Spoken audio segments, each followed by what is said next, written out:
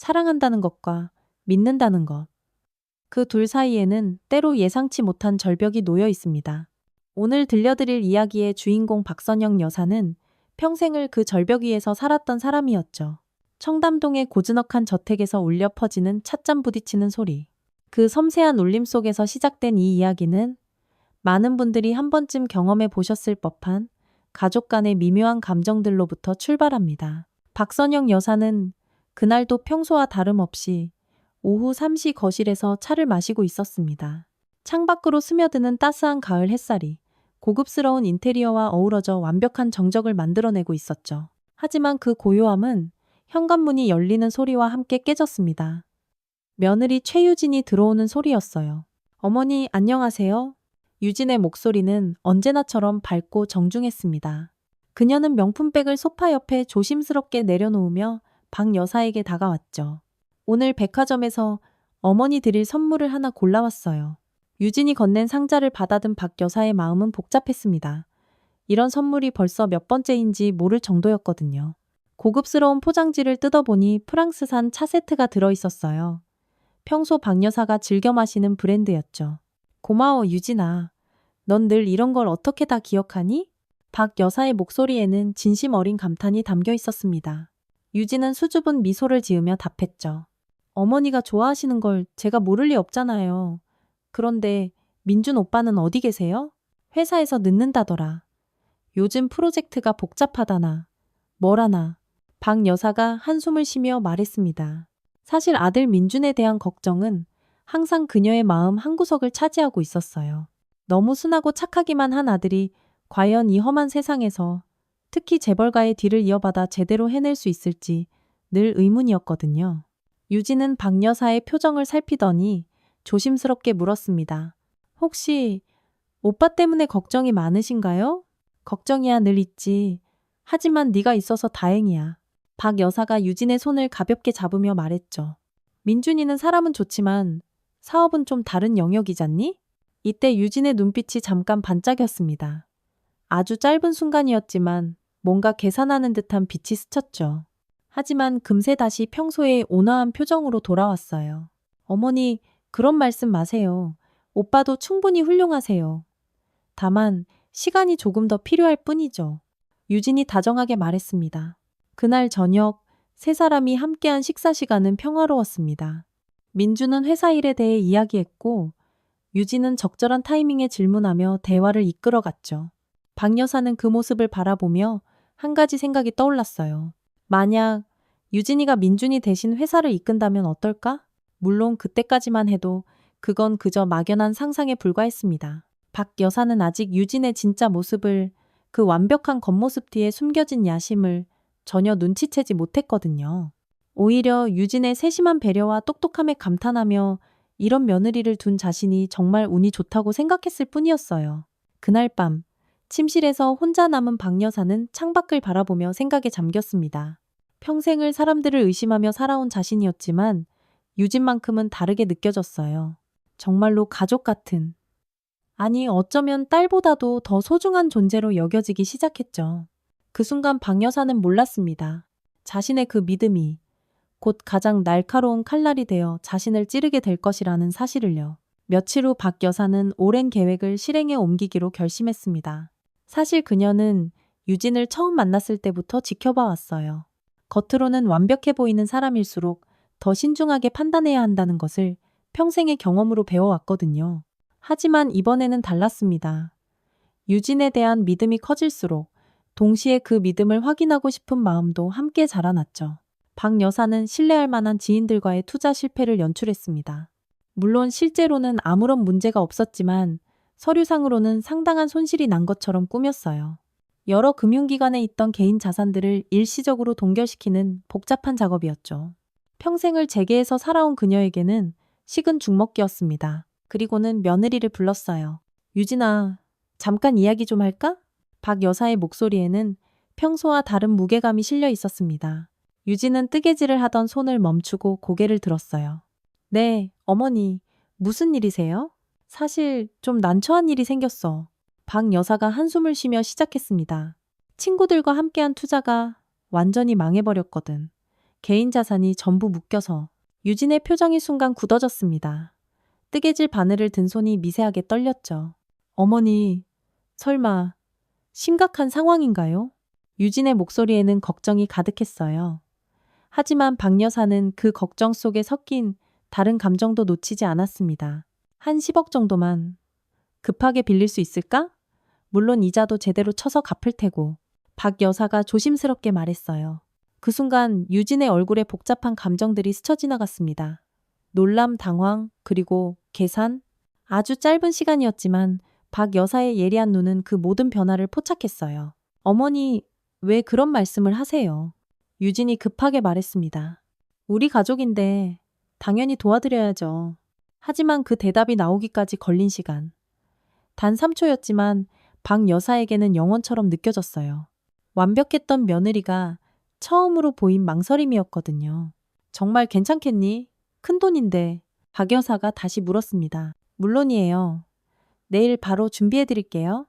유진이 미소를 지으며 답했죠. 하지만 그 미소는 예전과 달랐어요. 어딘가 억지스럽고 계산적인 느낌이 들었습니다. 그날 밤 박 여사는 잠들지 못했습니다. 침대에 누워 천장을 바라보며 유진의 그 3초를 되새겼어요. 망설임이라는 단어가 머릿속을 떠나지 않았죠. 물론 10억이라는 돈이 결코 작은 금액이 아니라는 것은 알았습니다. 누구든 놀랄 만한 액수였죠. 하지만 정말 가족이라고 생각한다면, 정말 어머니를 사랑한다면 그런 망설임이 있을까요? 다음 날 오후 유진은 약속대로 돈을 준비해왔습니다. 현금이 아닌 수표 형태였지만 확실히 10억이었어요. 어머니, 이걸로 문제 없으시죠? 유진이 수표를 건네며 물었습니다. 고마워, 정말 고마워. 박 여사가 수표를 받으며 말했어요. 하지만 동시에 다른 생각도 들었죠. 이 돈이 어디서 나온 걸까? 사실 박 여사는 이미 알고 있었습니다. 유진과 민준의 개인 계좌, 투자 현황 모든 것을요. 그들이 가진 유동 자산으로는 10억을 당장 마련하기 어렵다는 것도 말이에요. 그렇다면 유진은 어떻게 이 돈을 준비했을까요? 그날 저녁 박 여사는 은밀하게 조사를 시작했습니다. 수십 년간 쌓아온 인맥을 통해 유진의 금융 거래 내역을 파악해 보기로 한 거예요. 물론 이런 행동이 며느리에 대한 불신을 의미한다는 것을 알았습니다. 하지만 그 3초의 망설임이 그녀를 계속 괴롭혔거든요. 조사 결과는 이틀 후에 나왔습니다. 유진은 회사 계좌에서 돈을 임시로 빼낸 것이었어요. 물론 불법은 아니었지만 그렇다고 완전히 합법적인 방법도 아니었죠. 회사 운영 자금을 개인적으로 사용한 것이었거든요. 박 여사는 그 순간 두 가지 상반된 감정을 느꼈습니다. 한편으로는 유진이 자신을 위해 그런 위험을 감수했다는 것에 감동했어요. 다른 한편으로는 그 방법이 옳지 않다는 불안감도 들었죠. 하지만 더 중요한 것은 다른 사실이었습니다. 유진이 회사 계좌에 그렇게 쉽게 접근할 수 있다는 것, 그리고 그런 큰 금액을 아무도 모르게 움직일 수 있다는 것이었어요. 이것은 단순히 며느리의 위치를 넘어선 권한이었습니다. 그날 밤 박 여사는 또다시 잠들지 못했습니다. 유진에 대한 믿음과 의심 사이에서 흔들리며 밤을 새웠죠. 아직까지는 의심보다는 믿음이 더 컸지만 작은 균열이 생긴 것은 분명했어요. 그리고 그 균열은 곧 더 큰 폭풍의 전조가 될 것이었습니다. 일주일 후 박 여사는 마음의 결정을 내렸습니다. 유진에 대한 작은 의심들을 떨쳐내고 오히려 더 큰 신뢰를 보여주기로 한 거예요. 빌린 돈을 갚은 후 유진이 보인 태도가 그 결정에 큰 영향을 미쳤습니다. 유진은 돈을 돌려받으면서도 전혀 조급해하지 않았고 오히려 언제든 필요하시면 말씀하세요라며 따뜻하게 말했거든요. 유진아, 오늘 저녁에 시간 있니? 박 여사가 전화를 걸었습니다. 네, 어머니. 무슨 일이세요? 중요한 이야기가 있어서. 민준이 없을 때 둘이서만 이야기하고 싶은데. 그날 저녁 청담동 저택의 서재에서 두 사람은 마주 앉았습니다. 박 여사가 평소 가장 좋아하는 공간이었어요. 수많은 책들과 골동품들이 배치된 이곳에서 그녀는 중요한 결정들을 내려왔죠. 유진아, 나는 네가 이 집안의 진짜 기둥이라고 생각해. 박 여사가 천천히 말문을 열었습니다. 유진의 눈이 잠깐 흔들렸어요. 어머니, 무슨 말씀이세요? 민준이는 좋은 아이야. 착하고 성실하고 누구에게나 사랑받는 아들이지. 하지만 박 여사가 잠시 말을 멈췄습니다. 경영은 다른 영역이야. 사업은 때로 냉정해야 하고 빠른 판단력이 필요한데 민준이에게는 그런 면이 부족해. 유진은 조심스럽게 대답했어요. 하지만 오빠도 충분히 배울 수 있을 거예요. 물론이야. 하지만 시간이 문제지. 박 여사의 목소리에 진정성이 담겨 있었습니다. 나도 이제 젊지 않아. 그리고 이 빠르게 변하는 시대에 회사가 뒤처질 수는 없거든. 유진은 박 여사의 말을 가만히 들으며 무언가를 생각하고 있는 듯 했어요. 그래서 말인데 박 여사가 본론을 꺼냈습니다. 나는 네가 이 성진그룹을 이끌었으면 좋겠어. 그 순간 서재 안엔 완전한 정적이 흘렀습니다. 유진의 얼굴에는 놀람, 당황, 그리고 다른 복잡한 감정들이 스쳐 지나갔어요. 어머니, 그게 무슨... 유진이 떨리는 목소리로 말했습니다. 진심이야. 네가 가진 능력, 판단력, 그리고 무엇보다 이 가족에 대한 사랑을 보면 네가 적임자라는 확신이 들어. 박 여사가 유진의 손을 잡으며 말했죠. 유진의 눈에 눈물이 고였습니다. 어머니, 저는 그런 큰 책임을 질 자격이 있을지. 자격은 내가 판단하는 거야. 그리고 나는 이미 결정했어. 박 여사의 목소리에는 확신이 담겨 있었어요. 물론 민준이와도 이야기해야겠지만 아마 이해해 줄 거야. 그 아이도 네 능력을 누구보다 잘 알고 있으니까. 유진은 한동안 말을 하지 못했습니다. 그리고 나서 천천히 고개를 끄덕였어요. 어머니께서 그렇게 믿어주신다면 최선을 다하겠습니다. 유진의 목소리에는 각오가 담겨 있었어요. 그날 밤 박 여사는 오랜만에 평안한 마음으로 잠들었습니다. 드디어 이 그룹의 미래를 안심하고 맡길 수 있는 사람을 찾았다는 안도감이 컸어요. 유진이라면 분명 잘해낼 것이라는 확신이 들었거든요. 하지만 같은 시간 다른 곳에서는 전혀 다른 일들이 벌어지고 있었습니다. 유진은 집으로 돌아가는 차 안에서 누군가에게 전화를 걸었어요. 계획보다 빨라졌어. 생각보다 쉽게 넘어오네. 유진의 목소리는 박 여사 앞에서와는 완전히 달랐습니다. 차갑고 계산적이었죠. 전화 너머에서 남자 목소리가 들렸어요. 그럼 이제 시작하는 건가? 아니, 아직 좀 더 기다려야 해. 완전히 나를 믿게 만들어야지. 그래야 나중에 딴소리를 못 하거든. 유진이 냉정하게 답했습니다. 조심해. 박 여사, 생각보다 예리한 사람이야. 알아. 하지만 이미 내 손 안에 들어왔어. 이제 시간 문제일 뿐이야. 유진의 입꼬리에 차가운 미소가 번졌어요. 그날 밤 같은 하늘 아래에서 두 사람은 전혀 다른 꿈을 꾸었습니다. 박 여사는 안정된 미래에 대한 희망을, 유진은 권력에 대한 야망을 품고 잠들었죠. 아직 폭풍이 오기 전에 고요한 밤이었습니다. 그로부터 열흘 후 평온했던 일상에 균열이 생기기 시작했습니다. 그날은 평소와 다름없는 화요일 아침이었어요. 박 여사는 늘 그랬듯 아침 7시에 일어나 뉴스를 보며 차를 마시고 있었죠. 하지만 그날의 뉴스는 달랐습니다. 성진그룹 내부 고발 제보가 접수되었다고 검찰이 발표했습니다. 앵커의 목소리가 거실에 울려 퍼졌어요. 박 여사의 손이 떨렸습니다. 찻잔이 바닥에 떨어져 산산조각 났지만 그녀는 그것조차 신경 쓰지 못했어요.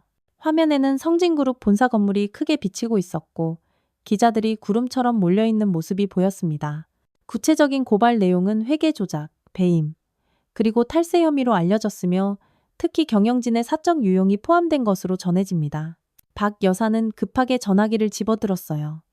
회사 법무팀에 먼저 연락을 했죠. 지금 상황이 어떻게 되는 거야? 그녀의 목소리에는 당황함이 가득했습니다. 회장님, 아직 정확한 내용은 파악 중입니다. 하지만 제보 내용이 상당히 구체적이어서 법무팀장의 목소리도 떨리고 있었어요. 구체적이라는 게 무슨 뜻이야? 내부 사정을 아주 잘 아는 사람의 제보인 것 같습니다. 회계 처리 과정, 자금 흐름, 심지어 회의록 내용까지. 박 여사는 전화를 끊고 멍하니 앉아 있었습니다. 내부에 누군가가 배신했다는 것이 확실했어요. 하지만 누가? 그리고 왜? 그때 현관문이 열리는 소리가 들렸습니다. 유진과 민준이 함께 들어오고 있었어요. 어머니, 민준이 다급하게 뛰어들어왔습니다. 뉴스 보셨어요? 봤어. 박 여사의 목소리는 힘이 없었어요. 유진은 조용히 박 여사 곁에 앉으며 말했습니다. 어머니, 너무 걱정하지 마세요. 억울한 일이라면 분명 해결될 거예요. 하지만 박 여사는 유진의 그 말에서 묘한 느낌을 받았어요. 뭔가 어색했습니다. 진심으로 걱정하는 것 같으면서도 동시에 너무 침착한 것 같았거든요. 유진아, 혹시 회사 내부에서 뭔가 이상한 움직임 없었어?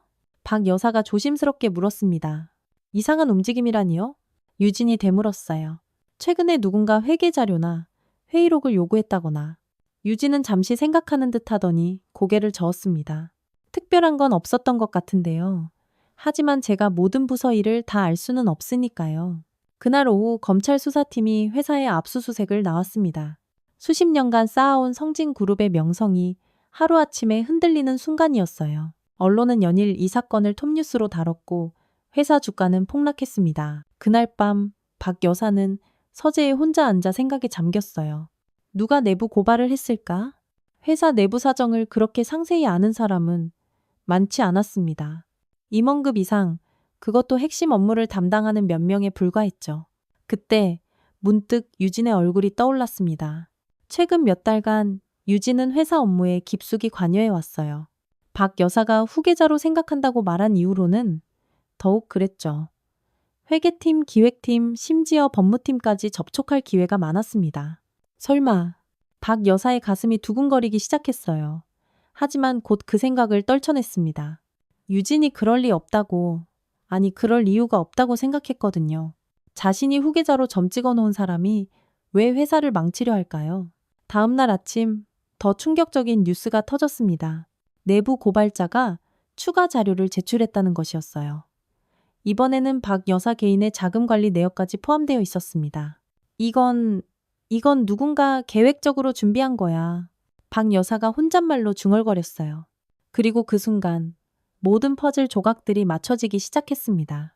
유진의 그 3초 망설임, 회사 계좌에서 돈을 빼낸 일, 그리고 최근에 침착한 반응까지 모든 것이 하나의 그림을 그려내고 있었어요. 박 여사는 떨리는 손으로 휴대폰을 집어들었습니다. 확인해야 할 것이 있었거든요. 만약 자신의 추측이 맞다면 유진은 이미 오래전부터 이 모든 것을 계획하고 있었을 거예요. 그리고 그 확인 작업은 박 여사의 마지막 희망마저 산산조각 낼 준비를 하고 있었습니다. 박 여사는 그날 밤 단잠을 이루지 못했습니다. 새벽 5시가 되어서야 결심을 굳혔어요. 만약 정말로 유진이 배신했다면 가만히 당하고만 있을 수는 없었거든요. 수십 년간 재계에서 살아남은 것이 결코 운만은 아니었습니다. 박 여사는 먼저 가장 신뢰할 수 있는 두 사람에게 연락했어요. 한 명은 20년 넘게 함께 일해온 비서실장 김 실장이었고, 다른 한 명은 검찰 출신으로 현재 로펌을 운영하는 오래된 지인 박 변호사였습니다. 김 실장, 지금 당장 만날 수 있어? 박 여사의 목소리는 평소보다 낮고 조심스러웠어요. 물론입니다, 회장님. 어디서 뵐까요? 청담동 집 근처 카페로 와. 그리고 아무에게도 말하지 마. 1시간 후 세 사람은 한적한 카페 구석자리에 모였습니다. 박 여사는 자신의 의심을 조심스럽게 털어놓았어요. 박 변호사, 만약 내 추측이 맞다면 우리가 할 수 있는 일이 있을까? 박 변호사는 잠시 생각하더니 대답했습니다. 증거가 있다면 충분히 반격할 수 있습니다. 하지만 확실한 증거가 필요해요. 김 실장, 유진이가 최근 몇 달간 접촉한 사람들, 받은 자료들, 모든 것을 조사해 볼 수 있어? 김 실장이 고개를 끄덕였어요. 며칠 시간을 주시면 가능합니다. 하지만 조심스럽게 해야겠습니다. 그로부터 사흘간 박 여사는 완벽한 연기를 했습니다. 유진 앞에서는 여전히 당황하고 무력한 모습을 보였어요. 언론 인터뷰 요청도 모두 거절했고 검찰 조사에도 소극적으로 대응했습니다. 마치 정말로 속수무책인 것처럼 보이게 만들었죠. 하지만 뒤에서는 치밀하게 준비하고 있었어요. 김 실장이 가져온 자료들은 박 여사의 추측이 맞다는 것을 확실하게 보여주었습니다.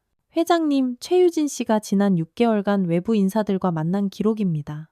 김 실장이 두꺼운 파일을 건넸어요. 파일을 넘겨보던 박 여사의 얼굴이 점점 굳어졌습니다. 투자회사 임원들, 경쟁사 관계자들, 그리고 심지어 언론사 간부들까지 유진은 체계적으로 자신만의 네트워크를 구축하고 있었던 거예요. 더 있습니다. 김 실장이 또 다른 자료를 꺼냈어요. 최유진 씨가 복사한 회사 자료들입니다. 대부분 기밀 문서들입니다. 박 여사는 그 자료들을 보며 소름이 돋았어요. 유진은 정말로 오래전부터 이 모든 것을 계획하고 있었던 것입니다. 박 변호사, 이 정도면 충분한가? 네, 충분합니다. 오히려 너무 많을 정도예요. 박 변호사의 목소리에는 확신이 담겨 있었어요. 그 다음 주 박 여사는 반격을 시작했습니다. 하지만 정면 승부가 아니었어요. 그녀도 유진처럼 조용하고 치밀하게 움직였습니다. 먼저 유진이 구축한 네트워크의 약점들을 파악했어요. 그 사람들이 유진과 만나면서 어떤 대가를 받았는지, 어떤 불법적인 거래가 있었는지 조사했습니다. 놀랍게도 여러 곳에서 문제가 발견됐어요. 투자회사 임원은 내부 정보를 이용한 주식 거래를 했고, 경쟁사 관계자는 기업 기밀을 빼돌렸으며, 언론사 간부는 기사 거래를 했습니다. 유진이 만든 네트워크 자체가 불법의 온상이었던 거예요. 이제 시작이야. 박 여사가 박 변호사에게 말했습니다.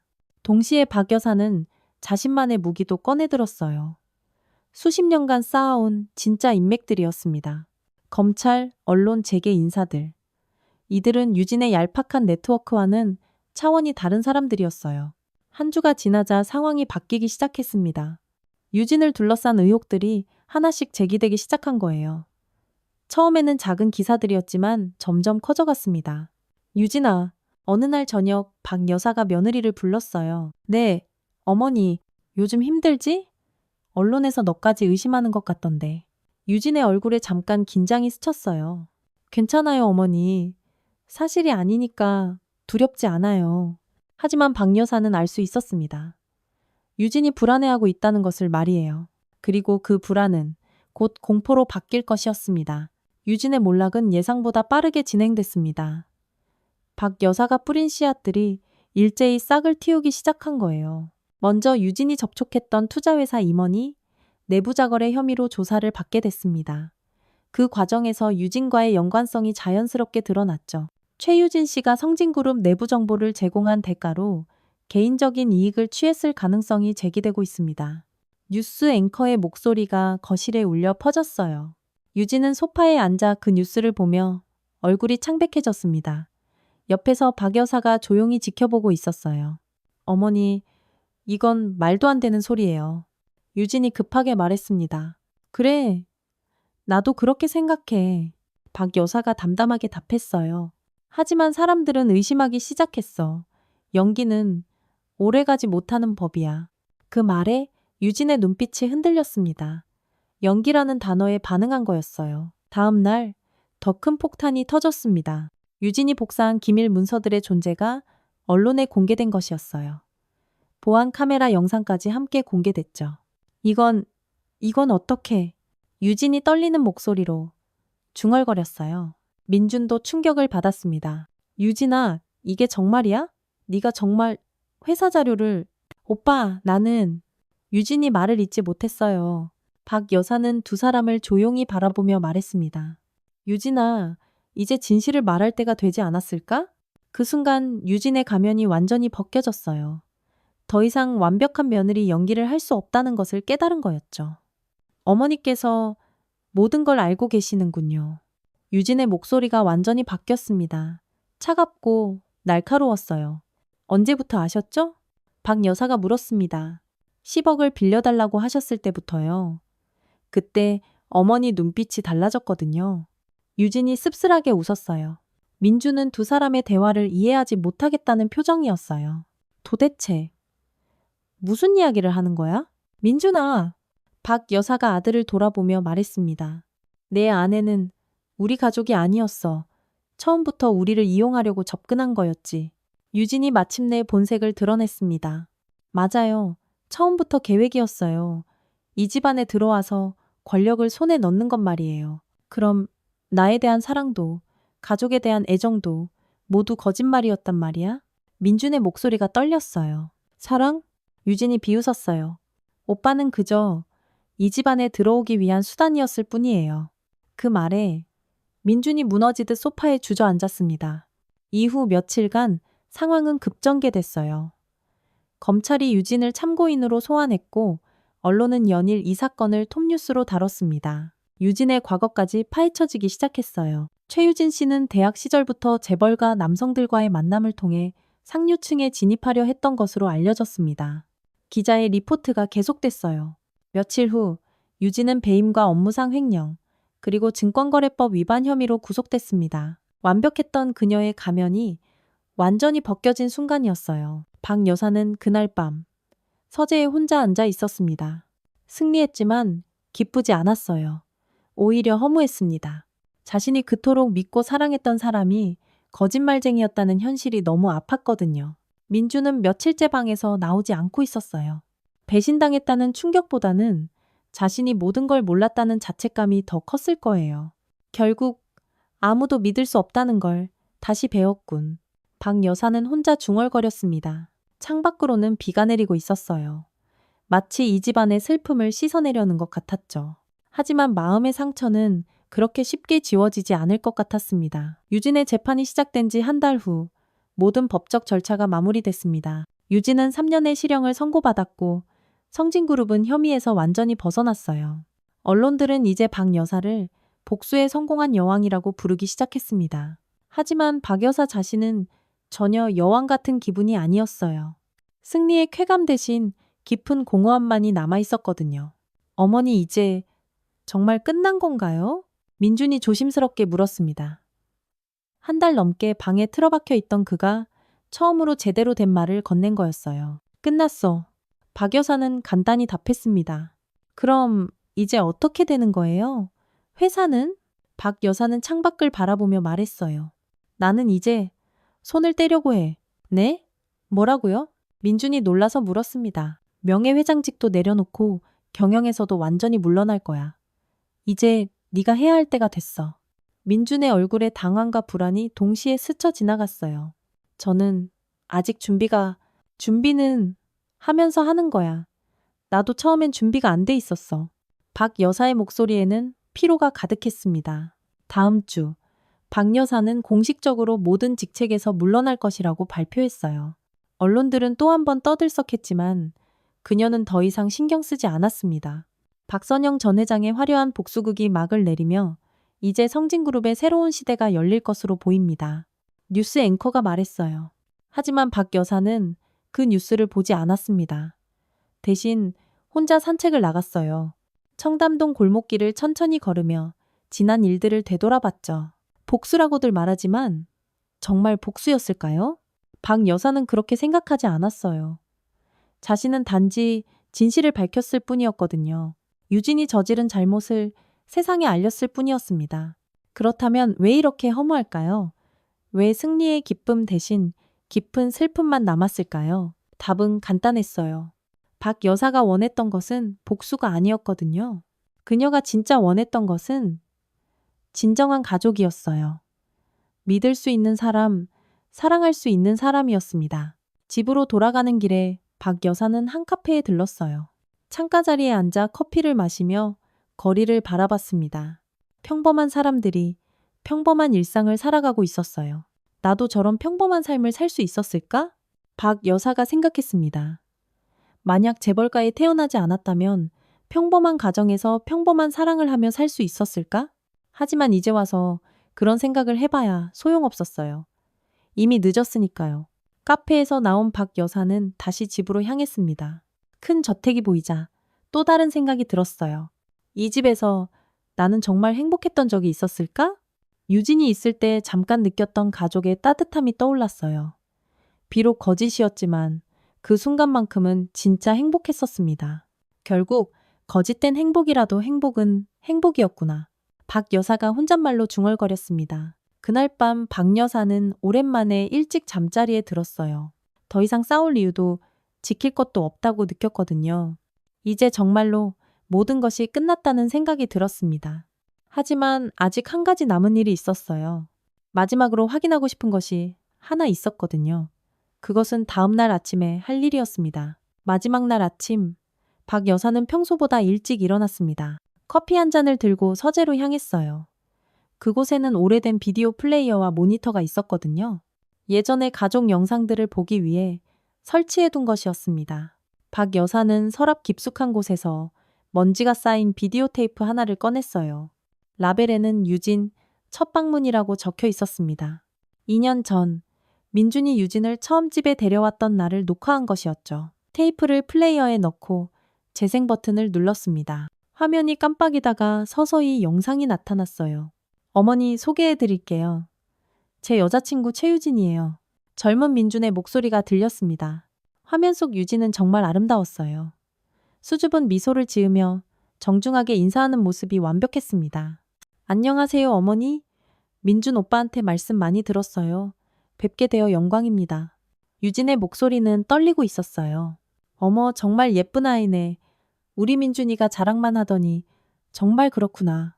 화면 속 박 여사도 웃고 있었습니다. 그날의 유진은 정말로 긴장한 것 같았어요.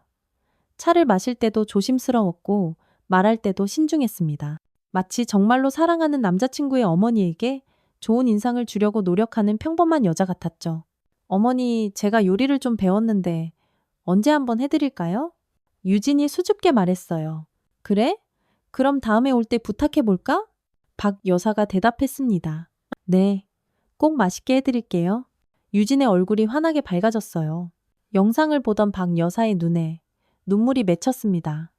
그때의 유진은 정말 순수해 보였거든요. 혹시 처음에는 진심이었던 걸까요? 혹시 어느 순간부터 변한 걸까요? 영상은 계속됐어요. 민준과 유진이 함께 웃는 모습, 박 여사와 유진이 나란히 앉아 이야기하는 모습들이 이어졌습니다. 어머니, 민준 오빠는 정말 좋은 사람이에요. 저한테 너무 잘해주셔서. 유진이 말하다가 목이 메어 말을 잇지 못했어요. 우리 민준이가 너를 많이 사랑하나 보구나. 박 여사가 유진의 손을 잡으며 말했습니다. 저도 정말 사랑해요. 유진의 눈에 진짜 눈물이 맺혀 있었어요. 그 순간의 눈물은 진짜였을까요? 아니면 그것마저 연기였을까요? 박 여사는 알 수 없었어요. 영상이 끝나갈 무렵 세 사람이 함께 저녁을 먹는 장면이 나왔습니다. 정말 평범한 가족 같았어요. 웃고 떠들고 서로를 걱정하는 모습들이었습니다. 어머니, 저희 곧 결혼하려고 해요. 민준이 조심스럽게 말했어요. 정말? 축하해. 박 여사가 기뻐하며 두 사람을 번갈아 보았습니다. 어머니께서 허락해 주시면 유진이 고개를 숙이며 말했어요. 물론이지. 우리 민준이가 이렇게 좋은 사람을 만나다니 정말 기뻐. 박 여사의 목소리에는 진심 어린 기쁨이 담겨 있었어요. 그때 화면 속 유진이 박 여사를 바라보며 말했습니다. 어머니, 앞으로 진짜 딸처럼 잘할게요. 어머니를 실망시키는 일은 절대 없을 거예요. 영상이 끝났습니다. 화면이 검게 변하고 서재는 다시 고요해졌어요. 박 여사는 한동안 그 자리에 앉아 있었습니다. 유진의 마지막 말이 계속 귓가에 맴돌았어요. 어머니를 실망시키는 일은 절대 없을 거예요. 하지만 결국 가장 크게 실망시켰죠. 아니, 실망을 넘어 배신했습니다. 박 여사는 천천히 일어나 비디오를 꺼냈어요. 그리고 조용히 서재를 나섰습니다. 더 이상 과거에 매달려 있을 이유가 없었거든요. 거실을 지나면서 박 여사는 잠시 멈춰섰어요. 유진이 마지막으로 앉았던 소파를 바라봤습니다. 그리고 작은 한숨을 쉬었어요. 결국 사람은 혼자인가 봐. 박 여사가 혼잣말로 중얼거렸습니다. 그리고 현관문을 열고 밖으로 나갔어요. 어디로 갈지는 정하지 않았지만 일단 이 집을 떠나고 싶었습니다. 너무 많은 기억들이 남아있는 곳이었거든요. 문을 닫으며 박 여사는 마지막으로 집을 돌아봤어요. 그리고 조용히 걸음을 옮겼습니다.